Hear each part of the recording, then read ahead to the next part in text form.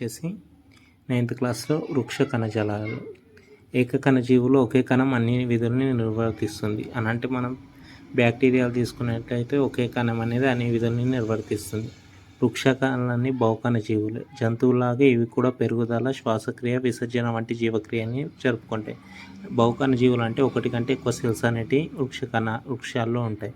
మృత్తిక నుండి నీటి శోషణ అనేది వేళ్ళ ద్వారా జరుగుతుంది. వాయువులో మార్పిడి అనేది పత్రరంధ్రాల ద్వారా జరుగుతుంది. కిరణజన్య సంయోగక్రియ వచ్చేసి పత్రంలోని పత్రహార్థం ద్వారా జరుగుతుంది. బాష్పోత్సేకం వచ్చేసి పత్రరంధ్రాలు, ప్రత్యుత్పత్తి వచ్చేసి పుష్పం ద్వారా జరుగుతుంది. ఉల్లివేరు కొనల్లో అమరి ఉండే ప్రత్యేకమైన అమరిక కలిగిన కణాన్ని తొలగించినట్లయితే వేర్లలో పెరుగుదల ఆగిపోతుంది. దాదాపుగా ఒకే నిర్మాణం కలిగిన కణాల సమూహాన్ని కణజాలాలు అని అంటారు. వృక్ష కణజాలాలు రకాలు. మొక్కల్లో ముఖ్యంగా 4 రకాలైన కణజాలాలు ఉంటాయి. మొక్క భాగాలన్నింటిలో పెరుగుదలను, మరమ్మతులను నిర్వహించేది విభాజ్య కణజాలాలు, మెరిస్టెమేటిక్ టిష్యూస్ అని అంటారు. పై పొరలను ఏర్పరిచేవి త్వచ కణజాలాలు, డర్మల్ టిష్యూస్ అంటారు. వృక్ష దేహాన్ని ఏర్పరుస్తూ ఇతర కణజాలాలు సరైన స్థితిలో ఉండేలా చేసేవి సందాయ కణజాలాలు, గ్రౌండ్ టిష్యూస్. పదార్థాల రవాణాకు సహాయపడేవి ప్రసన్న కణజాలాలు, వాస్కులర్ టిష్యూస్.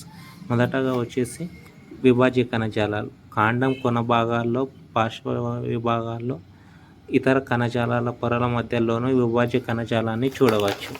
కాండం కొన భాగంలో ఉండి మొక్కల్లో పెరుగుదలను కలిగించే విభాజ్య కణజాలాన్ని అగ్ర విభాజ్య కణజాలాలు అంటారు. అంటే కాండం కొన భాగాల్లో ఉండేదాన్ని అగ్ర విభాజ్య కణజాలాన్ని, కాండ పార్శ్వ అంచుల వద్ద వర్తులంగా పెరుగుదలను కలిగించే కణజాలాన్ని పార్శ్వ విభాజ్య కణజాలాలు అంటారు. కాండం మీద శాఖలు ఏర్పడే చోట, ఆకులు పుష్పవృంతం పెరిగే చోట మధ్యస్థ విభాజ్య కణజాలం ఉంటుంది. విభాజ్య కణజాలం యొక్క కణాల లక్షణాలు. కణాలన్నింటి చిన్నవిగా ఉంటాయి, పల్చటి కవచాన్ని కలిగి ఉంటాయి, స్పష్టమైన కేంద్రకాన్ని, తగినంత జీవ పదార్థాన్ని కలిగి ఉండే కణాలు. కణాల మధ్య ఖాళీ ప్రదేశాలు లేకుండా దగ్గరగా అమరి ఉంటాయి. ఎప్పుడూ విభజన చెందగలిగే శక్తి కలిగి ఉంటాయి. ఇతర పెద్ద కణజాలాల సమూహాలైన త్వచ కణజాలం, సందాయ కణజాలం, ప్రసన్న కణజాలాలు విభాజ్య కణజాలం నుంచి మొక్క భాగాలు పెరుగుతున్నప్పుడు అభివృద్ధి చెందుతాయి. తర్వాత వచ్చేసి త్వచ కణజాలాలు. మొక్క దేహం ఉపరితలం అంతా త్వచ కణజాలం కనిపిస్తుంది. త్వచ కణజాలం ఒక వరుస కణాలని కలిగి ఉండి కణాల విభిన్నతను చూపిస్తుంది. వాటి విధుల్ని బట్టి, స్థానాన్ని బట్టి ఈ కణజాలం 3 రకాలుగా విభజించబడింది. బాహ్య చర్మం, బహిర్త్వచం, రక్ష కణాలు మరియు బాహ్య చర్మ కేశాలు. విభాజ్య కణజాలంలోని కణాలతో పోలిస్తే త్వచ కణజాలంలోని కణాల గోడలు దళసరిగా ఉంటాయి. ఎడారి మొక్కలు అవి బాగా దళసరిగా ఉండి మైనపు పూతను కలిగి ఉంటాయి. ఆకు బాహ్య చర్మంలో చిన్న రంధ్రాలు ఉంటాయి. వీటిని పత్రరంధ్రాలు లేదా స్టొమాటా అంటారు. వాటిని ఆవరించి 2 మూత్రపిండాకారపు రక్షక కణాలు ఉంటాయి. వేరులో అయితే బాహ్య చర్మ కణాలు పొడవైన వెంట్రుకల వంటి మూలకేశాలను కలిగి ఉంటాయి. జిగురునిచ్చే చెట్ల యొక్క త్వచ కణజాలం నుంచి జిగురు స్రవించబడుతుంది. నీటి ఎద్దడి, కొమ్మలు విరగడం, చీలడం వంటి యాంత్రికంగా కలిగే నష్టాలు, పరాన్న జీవులు, రోగకారక జీవుల దాడి మొదలైన వాటి నుండి మొక్కల్ని రక్షించేది త్వచ కణజాలమే. పెద్ద చెట్లలో త్వచ కణజాలం బాహ్య చర్మం పైన అనేక పొరల్ని ఏర్పరుస్తుంది. దీన్నే బెరడు అంటారు. వాయు మార్పిడికి, బాష్పోత్సేకానికి అత్యవసరమైన పత్రరంధ్రాలు, నేల నుండి నీరు, లవణాల సంగ్రహణకు అత్యవసరమైన మూలకేశాలు కూడా త్వచ కణజాలం నుండి ఏర్పడతాయి. ఈ త్వచ కణజాలంలోని కొన్ని కణాలు కిరణజన్య సంయోగక్రియను కూడా నిర్వహిస్తాయి. సందాయ కణజాలం. కణాలు పెద్దవిగా ఉండి కేంద్రకం అనేది ప్రస్ఫుటంగా ఇందులో కనిపిస్తుంది. మొక్క దేహంలో ఎక్కువ భాగం సందాయ కణజాలంతోనే ఏర్పడుతుంది. ఆహారం నిల్వ చేయడానికి, యాంత్రికంగా మొక్కకు బలంనివ్వడానికి ఉపయోగపడుతుంది. సందాయ కణజాలంలో ముఖ్యంగా 3 రకాలు ఉన్నాయి. మృదు కణజాలం, స్థూలకోణ కణజాలం, దృఢ కణజాలం.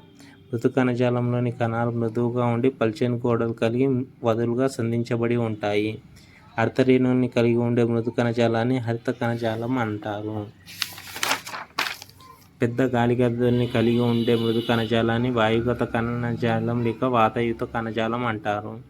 నీరు, ఆహారం, వ్యర్థ పదార్థాలు నిల్వ చేసే మృదు కణజాలాన్ని నిల్వ చేసే మృదు కణజాలం అంటారు.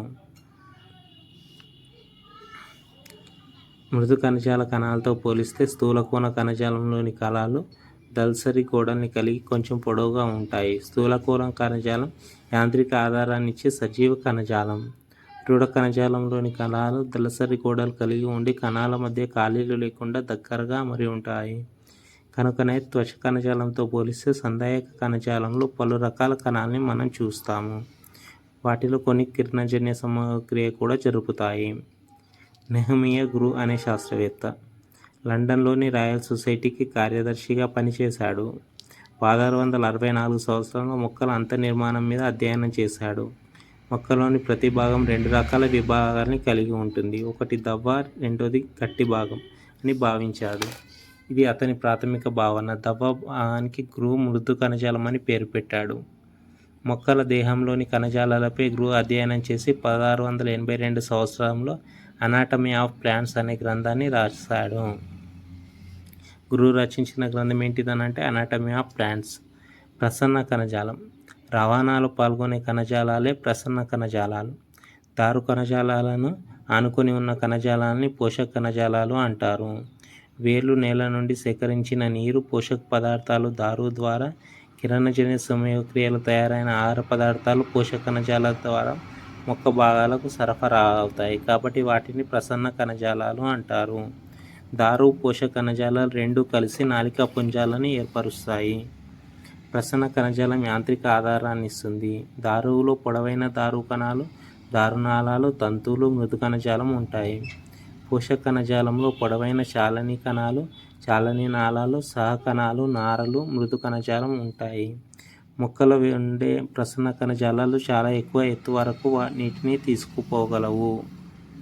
యూకలిప్టస్లో మ్యాక్సిమం 200 అడుగుల వరకు, రెడ్వుడ్ చెట్లలో మ్యాక్సిమం 300 అడుగుల ఎత్తు వరకు పోషకాలు ప్రసన్న కణజాలాలు సరఫరా చేస్తాయి.